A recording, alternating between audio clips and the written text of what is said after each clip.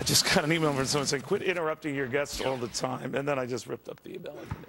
Meanwhile, forget Volt cells that are far from catching fire. Apparently, the cars really are in danger of catching fire. GM is recalling nearly 8,000 Chevy Volts for what they're calling enhancements. I actually hate when people do that, but that's what they're calling them, enhancements, aimed at preventing the battery from bursting into flames.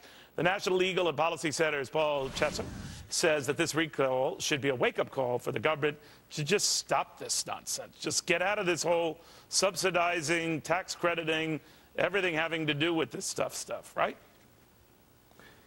Neil, you're not supposed to call it a recall. GM's not calling it a recall. The government's not calling it a recall. What is it? It's short of a recall. They're just asking nicely for people to bring the cars back so they can take care of this little leak that they have, this coolant problem leak. What does the letter say, Paul? Well, I haven't read the letter, but it says that they have this coolant leak around the battery. They're going to strengthen the structure around the battery pack and put a sensor on the battery. But they don't say you might want to bring it in because there's just the tedious little possibility it could blow up on you. Well, National Highway Transportation Safety Administration is not calling this a recall, so therefore it's not an official recall. Okay. But it is an enhancement. So, you know, get it straight. But, you know, it's a recall, and they're calling these things back, and, you know, this is what you get when government is trying to force and subsidize a technology into the market that's not ready for it.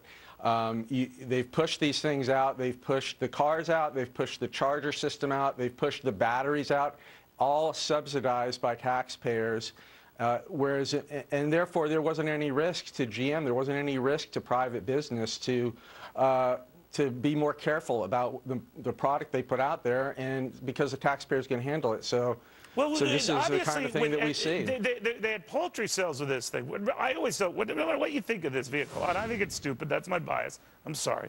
But if people really wanted it, they would buy it, right? And when you're throwing subsidies, $7,500, you know, cash back to get it now, a credit, and then the cost of the vehicle itself would even be much, much more expensive if not for the government protections afforded it, and people still aren't buying it, that should tell you something, right?